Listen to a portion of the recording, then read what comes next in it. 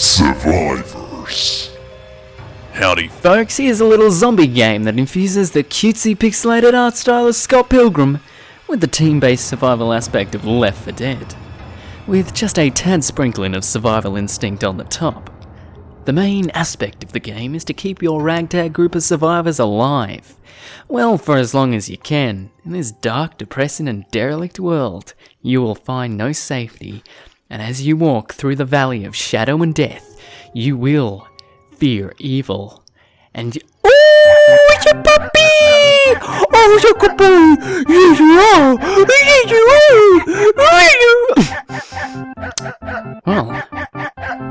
Well, let's start the review, shall we?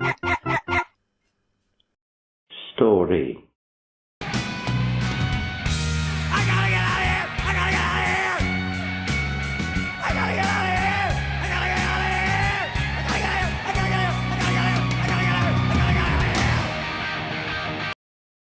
Visuals. Visuals for this game are what I'd like to call basic mais elegant. Its backgrounds and smaller features are SNES basic, but tagged alongside the stylish and detailed character models, I'd say it blends quite well. Though one thing that seemed to rub me the wrong way was the use of these portraits for each character. It's pretty easy to tell that they were whipped up in Photoshop and just ran through with a pixel filter. I know it's common for most games to go with this detailed character portraits, but for a game like this, that already commits itself to one art style, it's a little jarring. Kinda like Final Fantasy VII. But hey, apart from that nittiest of nitpicks, pixel art style it's pretty good. It's not Guilty Gear level, but it's way past King's Quest, at least the first few. Gameplay. Now, the controls for anything combat related are so basic that they boil down to two buttons. Left click and right click. Left selects your character and right makes them do a thing, be it moving, attacking, scavenging, or sending them off because they have barely any health left. And you don't want them to die due to it costing way too much money, but they're just gonna go off and die anyway because that's what they do. It's like, damn it, Margaret! Stages. Stages basically work like random scenarios. Sure, you can play around and perform certain jobs in your cozy warehouse, like growing vegetables, whipping up a nice salad, or figuring out how a gun works, but the real gameplay comes from exploring the great unknown beyond. Well, beyond your humble abode, that is. There are hospitals, schools, offices and homes, all littered with brain-starved zombie Zambambos. And be them basic, speedy or bruiser, they're ready to take a nice chomp out of your character's skull. Now for conflict, there are really two types of scenarios. The first one is scouting out different buildings and structures for supplies, which these moments have a lot of tension to them, as you inch your way along in every room hoping not to be overrun by an office space full of zombies, though sometimes the risk isn't exactly worth the reward.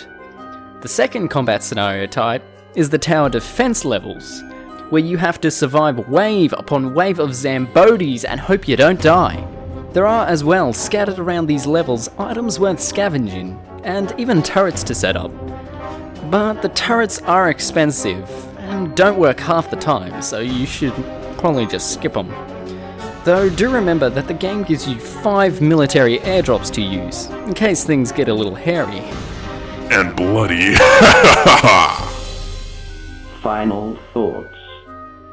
All in all, this game is a fun take on the survivalist permadeath game genre.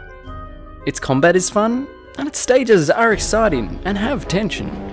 Though I would say that the characters die more in this game than they actually do in the Walking Dead TV show. So prepare to keep restarting over and over and over and over and over and over again. For some, the permadeath idea is great and adds weight to the situation, but for me, it just becomes monotonous and boring after a while. As well, the complete lack of a story other than escape the city really doesn't keep me invested in either the characters or their progression.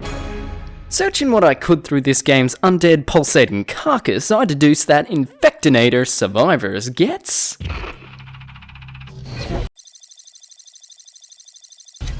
The Pass. It's fun, it's tasty, but it goes away pretty fast. And the price is just a little bit, well, pricey for me. Currently, Infectonator is $12 US on Steam, with user reviews putting it at mostly positive.